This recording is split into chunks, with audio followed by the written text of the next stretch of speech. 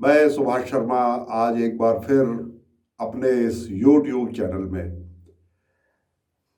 आज की ज्वलंत समस्या पर आपसे अपने विचार शेयर करने के लिए आपके बीच में उपस्थित हुआ हूं। आज बात करेंगे सरकारी डकैती की। नहीं समझ में आया। सरकारी डकैती पकड़ती है, सरकार डकैतियों और डकैती करने वालों के खिलाफ कार्रवाई करते हैं, मगर अगर सरकार ही डकैती डालने लगे, आर्थिक डकैती, तो क्या होगा? जी, मैं बहुत जिम्मेदारी के साथ इस शब्द का इस्तेमाल कर रहा हूं। और अगर आप अगले 10-12 मिनट मेरे साथ जुड़े रहे तो आप भी मेरे साथ यही कहने लगेंगे जो मैंने अभी कहा। देखिए, मैं बहुत बड़ा कोई अर्थशास्त्री नहीं हूं और ना ही मुझे बजट की बहुत विस्तृत जानकारी है। मोटा मोटा मैं समझता हूं। हमसे सरकार इनकम टैक्स भी लेती है। सरकार हमारी हर खरीद पर, हर स्तर की जो खरीद होती है उस पर सरकार जीएसटी लेती है।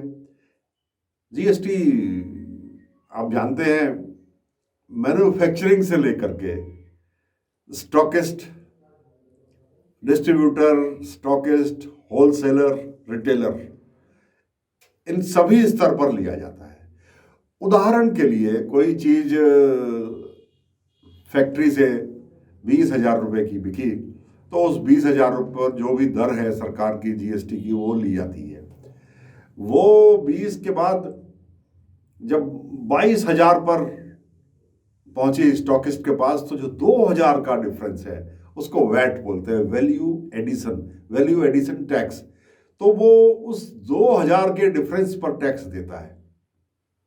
समझ गए आप? देता तो वो पूरा है, लेकिन उसको फिर वो एक्स्ट्रा जो पहले दे दिया उसका रिफंड मिलता है। इसी प्रकार वो चीज जब 23 की होती है तो ऊपर के 1,000 पर 22 से 23 हुई 25, हमने उसको मान लिया 28,000 में खरीदा, तो हम टैक्स पूरे 28,000 पर देते हैं, लेकिन जो इससे पहले पे हो चुका है वो उस संबंधित व्यापारी को वापस मिल जाता है। तो हम हर स्तर पर सरकार हमसे टैक्स लेती है और सरकार के पास एडवांस जमा रहता है। आज भी बहुत सारे व्यापारी ऐसे हैं जिनको अभी टैक्स रिफंड नहीं हुआ है, और ये तादाद कई कई बार तो 50% तक पहुंच जाती है कुल टैक्स की जो रिफंड करना है। इसे सरकार पूरा इस्तेमाल करके 6-6, 8-8 महीने में वापस करती है। दुकानदारों को शुरू में परेशानी हुई, अब एक साइकिल बन गया। एक छोटी सी माचिस भी लेते हैं ना, उसमें भी हम कुछ पैसे टैक्स देते हैं। कुछ भी, कोई भी चीज उठा के देख लो, ये जो बिजली चल रही है ना, इस पर भी हम जीएसटी देते हैं। इस पर भी हमने जीएसटी दिया हुआ है, खूब जीएसटी देते हैं। इनकम टैक्स देते हैं, खूब बढ़िया इनकम टैक्स। 5 लाख से ऊपर की जितनी भी आमदनी है उस पर 2,80,000 से ऊपर की सारी कमाई पर हम टैक्स देते हैं। खूब बढ़िया इनकम टैक्स, 30% तक, 40% तक हम इनकम टैक्स सरकार को देते हैं। डिले हो जाए तो उस पर 14% ब्याज भी देते हैं। ये तो हुए एक जनरल, मैंने आपको बताया, जहां से पैसा इकट्ठा होकर के बजट के लिए जाता है, केंद्रीय बजट। वो बजट जो केंद्रीय वित्त मंत्री विभिन्न योजनाओं में अलग अलग मंत्रालय को बांटता है। ज्यादा बोरिंग ना हो इसलिए मैं सीधे सीधे विषय पर आता हूं।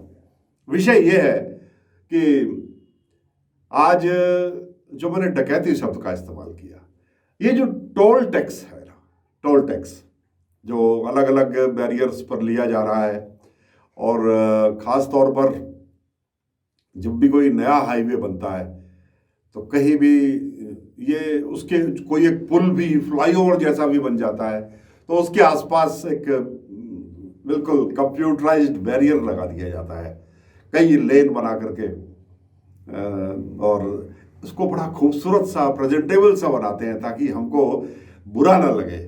और आमतौर पे फ्लाईओवर या बड़े से पुल के पास इसलिए बनाते हैं कि हमको ऐसा लगे कि यार ये पुल भी तो बनाया सरकार ने, इसका पैसा, इसका टैक्स तो बनता है। मगर मैं आपको मूल विषय से यहां संबद्ध करता हूं, यह डकैती है। मैं सरकार के जितने नुमाइंदे हैं उनसे भी कहना चाहता हूं कि मेरी बात को ध्यान से सुने। डकैती क्यों है ये अगले 5 मिनट में मैं आपको बताऊंगा। हम जो पेट्रोल और डीजल खरीदते हैं ना, उस पर सरकार हमसे एक्साइज ड्यूटी लेती है, एडिशनल एक्साइज ड्यूटी लेती है, उस पर हमसे रोड सेस लेती है, रोड सेस और रोड एंड इंफ्रास्ट्रक्चर सेस भी लेती है।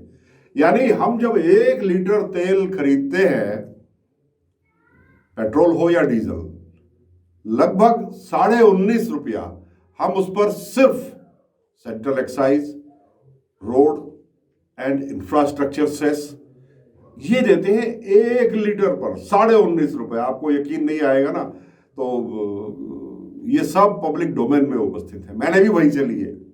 गूगल में 3 शब्द डालिए, road and infrastructure cess on petrol oblique diesel, आपके सामने पूरा खाता खुल के आ जाएगा। मैं आपको ये बताना चाह रहा हूं कि एक तो पैसा हम सड़कों के लिए, राजमार्ग के लिए, पुलों के लिए जो हम रोड और इंफ्रास्ट्रक्चर सेस देते हैं, वो हम हम पेट्रोल खरीदते वक्त वहीं दे देते हैं, एडवांस में दे देते हैं सरकार को, और देते आ रहे हैं। इसकी शुरुआत 1999 में सबसे पहले अटल बिहारी वाजपेयी जी के समय हुई थी। उस वक्त general BC Khanduri road and surface transport के राज्य मंत्री थे। उस वक्त ये विभाग राज्य मंत्री के दर्जे का था उनको शुरुआत में, और वहां से 1 रुपया पेट्रोल और डीजल पर जोड़ दिया गया था, जिसको रोड सेस कहा गया था। वहां से एक एक्स्ट्रा फंड इकट्ठा करने की कोशिश की गई, और उस वक्त टोटल बजट का साइज बहुत छोटा था। और ये समझ लीजिए कि रेल मंत्रालय के बाद अगर सबसे बड़ा कोई विभाग था तो वो था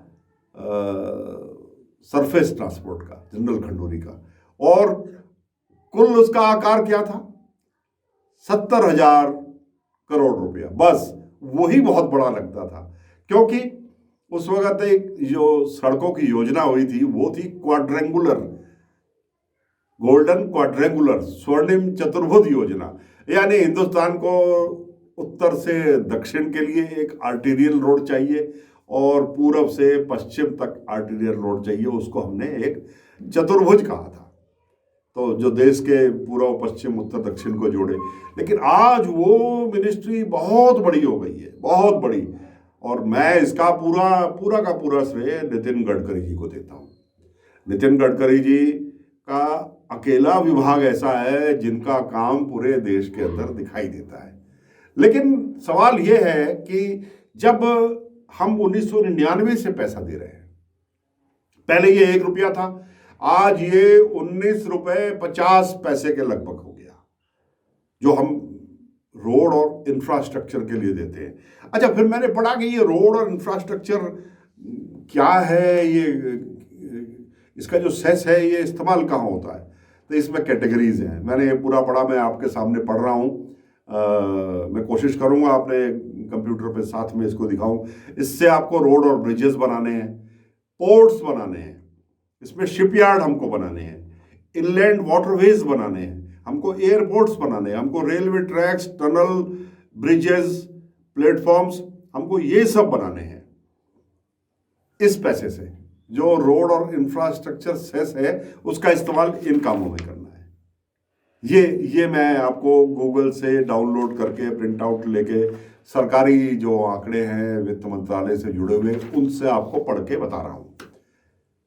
अब मैं आपको बताता हूं, मैंने आपको अभी बताया डकैती। इसके अलावा जब आप रेलवे के प्लेटफॉर्म पे जाते हैं ना, उसका जो टिकट हमको आज 50 रुपया कुछ रेलवे स्टेशनों में शुरू हो गया है, और 10 रुपये तो मिनिमम हो गया, वो भी डकैती है, क्योंकि ये तो हमारे पैसे से बना है, जब हमने इतना पैसा पहले ही दे दिया। इसके अलावा जब हम गाड़ी खरीदते हैं कोई भी, ये देखिए कितना बड़ा खेल है।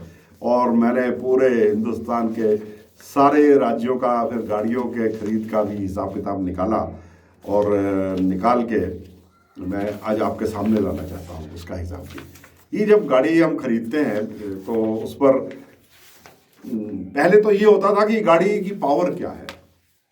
एक जमाना था 1000 सीसी से नीचे की गाड़ी होगी तो उसका टैक्स स्ट्रक्चर कम होगा, और 1000 सीसी से ऊपर की गाड़ी होगी तो उसमें टैक्स ज़्यादा लगेगा। अब ये झंझट ही खत्म कर दिया सरकार ने। और मैं चलिए देश की बात क्या करूं, मैं उत्तराखंड की बात करता हूं। उत्तराखंड में आप एक गाड़ी खरीदते हैं तो कितना पैसा देते हैं? जब आप गाड़ी 5 लाख से कम की लेते हैं तो आप 8% टैक्स उसमें देते हैं। तो ये हो गया 40,000 रुपये 5 लाख की गाड़ी का, 40,000। उससे ऊपर की जब आप गाड़ी खरीदते हैं 5 से 10 लाख तक की कीमत की गाड़ी, तो उस पर हम देते हैं 9%। यानी अगर आपने 10 लाख की गाड़ी खरीदी तो आप 90,000 रुपया सरकार को रोड टैक्स दे रहे हैं। और जब हम गाड़ी खरीदते हैं डीजल और उसकी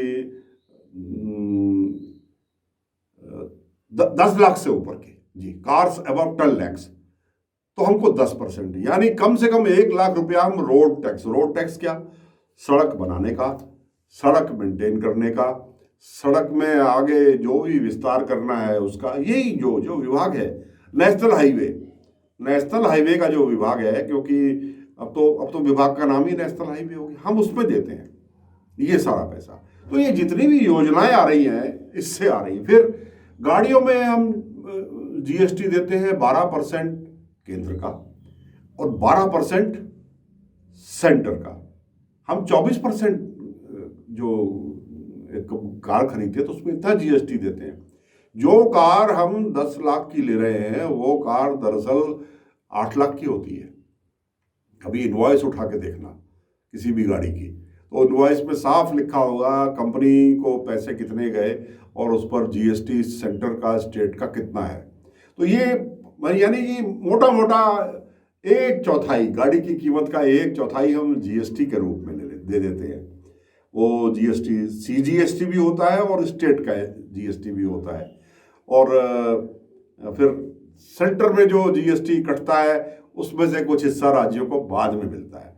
वो अधिकांश राज्यों का इस वक्त ड्यू है, उनको केंद्र से लेना है। वो उतना उधार चलता रहता है, उस उधार की पूर्ति करने के लिए हमारे राज्य और उधार लेते हैं, बैंकों से उधार लेते हैं। तो ये एक पूरी प्रक्रिया है। हम वर्षों से अपनी गाड़ी जब खरीदते, हम स्कूटर खरीदते हैं उसमें, कार खरीदते हैं उसमें हम एक एडवांस टैक्स देते हैं 15 साल का। अगले 15 साल वो हमारी गाड़ी सड़क पर चलने योग्य होगी, सड़क पर चलने की अनुमति होगी, और उस सड़क के इस्तेमाल के लिए हम वो टैक्स एडवांस में दे देते हैं। फिर हमसे जो पेट्रोल और डीजल हम खरीदते हैं अपनी अपनी गाड़ियों में डलवाने के लिए, उसमें आपको मैंने बताया 19.5 रुपये के लगभग हम जो infrastructure, road and infrastructure cess है और जो एडिशनल एक्साइज ड्यूटी है वो सब हम अलग से दे देते हैं। और इसके अलावा जो दूसरे टैक्सेस है, यानी अब ये कहना यहाँ बेकार है कि लगभग 55-58 रुपये 60 रुपये तो हम सब मिला के टैक्स ही देते हैं। उस पर फिर उसमें जीएसटी भी लग जाता है। तो ये सारी चीज़ें मिला के सेंटर, स्टेट, अब वो किसानों के लिए भी 2 रुपये, 2.5 रुपये और 4 रुपये पेट्रोल और डीजल पर, यानी डीजल पे 4 रुपये वो अलग से अभी लगा दिया गया। हालांकि वो अभी जो हमारी एक्साइज ड्यूटी है उसी में एडजस्ट किया गया है, लेकिन वो देर से देर बढ़ेगा। 8 आने 30 पैसे 35 पैसे रोज ही बढ़ रहा है। और आज तो मैं भी देख रहा था तेल की कीमत आज अभी सवेरे तक $1.5 तो बढ़ी गई थी, और बढ़ेगी तो तैयार रहिए। कल सवेरे एक और हेडिंग के लिए कि 40 पैसे 45 पैसे तेल की कीमत और बढ़ी। जब हमसे ये सारा पैसा एडवांस में ले लिया और हमारे ही इस एडवांस दिए हुए पैसे से आपने सड़क बनाई, आपने इंफ्रास्ट्रक्चर बनाया, आपने पुल बनाए, आपने फ्लाईओवर बनाया, तो अब इस पर ये टैक्स क्यों? इसको मैं डकैती मानता हूं। क्यों भाई? हम इस सड़क को जिसका पैसा हम वर्षों से दे रहे हैं, इसका यानी वो आदमी भी जो डोईवाला की तरफ मुद्दतों से नहीं गया, वो भी अगर लच्छीवाला के पुल से गुजरेगा तो वो तो कई वर्षों से इसके लिए एडवांस में टैक्स दे रहा है। उदाहरण के लिए मैं यहाँ से डोईवाला किसी काम से गया, मेरी गाड़ी की एवरेज 15 किलोमीटर की होगी, तो मोटा मोटा मुझे 3 लीटर तेल लगेगा। तो इस 3 लीटर तेल में ये समझ लीजिए कि हम पहले ही 55 रुपए के करीब 19 रुपए पर लीटर के हिसाब से 55 रुपए का टैक्स हम दे चुके हैं, और उसी पैसे से ये सड़कें बनी। फिर आपने 85 रुपया उस पर टैक्स और लगा दिया कि इस पुल से गुजरने का टैक्स दो। क्यों भाई, ये क्या कोई चोरी और सीना चोरी? हमारा पैसा उसी में से, सबके ठेकेदारों के, इंजीनियरों के, सबके उसी में से वो कट जिसे कहते हैं, जो कभी दिखता नहीं है मगर होता है। देखा किसी ने नहीं, कोई मानता नहीं है, मगर वो होता है। कभी कभी विजिलेंस वाले किसी को वो पैसा लेते हुए पकड़ भी लेते हैं तो वो कोर्ट से छूट जाते हैं, क्योंकि वो कोर्ट को भी कभी कभी नहीं दिख पाता। सिस्टम में ऐसा बना रखा है, होता है मगर दिखता नहीं। वो भी हमारे पैसे से जा रहा है सारा का सारा। तो ये डकैती है। मैं आपको आज, मेरी तरफ से आज आपको एक अवेयरनेस कैंपेन है मेरा, ये आपको भी मालूम होना चाहिए। इसलिए जब कभी भी इस तरह के टोल टैक्स का विरोध होता है तो वहां आपको साथ देना चाहिए, विरोध करने वालों का साथ देना चाहिए। इसे कोई राजनीतिक स्टंट नहीं मानना चाहिए। मैंने आपको आंकड़ों से सिद्ध किया, और कोई हो जो मेरी इस बात से सहमत ना हो तो मैं इनवाइट करता हूं, बहुत स्वागत करूंगा। आए और कमेंट दे, इस पर लिखे अपना कमेंट, बताएं कि हाँ साहब, नहीं ये तो आपने यहां गलत कहा। ये आज मैं आपसे अपनी पूरी शोध, स्टडी, अध्ययन करके, मैं कोई इकोनॉमिस्ट नहीं हूं, लेकिन क्या है, आप खुले दिमाग से सोचो तो आपको सब चीजें, ये जो गूगल देवता अब आ गए हैं ना, इस पर मिलता है। मेरी किसी भी बात का यकीन ना हो तो उसको वेरीफाई आप गूगल से कर ले, आपको पता लग जाएगा। जो अभी लेटेस्ट आया है, इसी वर्ष का देख ले, पिछले वर्ष का देख ले, किसी भी वर्ष का देख ले, मॉडल वही है, परसेंटेज ऊपर नीचे आए हो। ये सिर्फ हम गाड़ी खरीदते हुए टैक्स दे देते हैं, हम पेट्रोल डीजल खरीदते हुए टैक्स दे देते हैं, हम इनकम टैक्स जो देते हैं उसका वो पूरा का पूरा देश के विकास में लगता है, जिसमें सड़कें भी शामिल है। सब कुछ तो हमने आपको एडवांस में दे दिया, उसी से आप चीजें बनाते हो, और जब बन जाती है तो आप उसी पर टैक्स लगा देते हो।